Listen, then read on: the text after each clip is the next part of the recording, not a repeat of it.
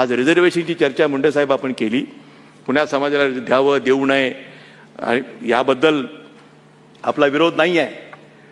परंतु जेव्हा एक जातीनिहाय रिझर्वेशन देण्याचा जेव्हा प्रश्न येतो तेव्हा हा संघर्ष हा सतत भविष्यामध्ये सुद्धा राहणारच.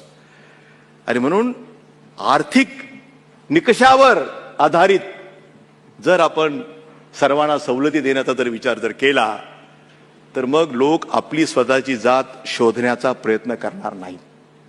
आज प्रत्येक जण या शोधामध्ये आहे की माझी जात कुठली आणि मग मला त्याच्यातनं सवलत कशी मिळेल. आणि हा जो संघर्ष जो निर्माण जो होतोय तो जर टाळायचा असेल तर मला असं वाटतं की आर्थिक निकषावरच भविष्यामध्ये हा विचार केवळ एका राजकीय पक्षाला करून चालणार नाही. त्याच्यासाठी काही राष्ट्रीय जी पक्ष आहेत त्यांच्यामध्ये एक मतैक्य आपल्याला जर निर्माण करता आले, कॉन्शन्सस जर आम्हाला निर्माण करता आला तर भविष्यामधले संघर्ष हे आम्हाला निश्चितपणानं टाळता येतील.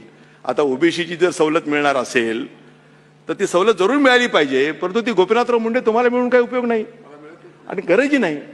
सांगायचा उद्देश माझा हा आहे, ह्याचा अर्थ असा की आर्थिक निकषामध्ये तुम्ही ओबीसी जरी असलात तरी ते वर आहात, म्हणजे तुम्हाला त्याची आवश्यकता नाही आहे. परंतु हा जर जनरल जर विचार जर आम्ही